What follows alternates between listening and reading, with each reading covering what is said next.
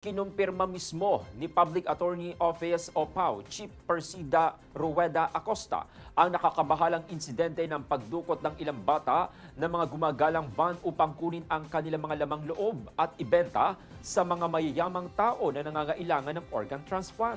Ayon kay Acosta, hindi umano humihingi ng ransom mula sa mga pamilya ng mga batang biktima, kundi ang layunin ng mga sindikato ay ibenta ang mga organ tulad na lamang ng puso, atay at kidney.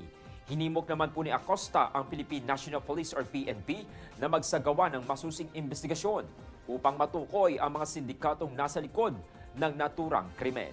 Pinahayag niya ang pangangailangan ng agarang aksyon upang mapigilan ang patuloy na operasyon ng mga kriminal na grupo na nagpapalaganap ng ganitong iligal na gawain. Good morning, Batangas.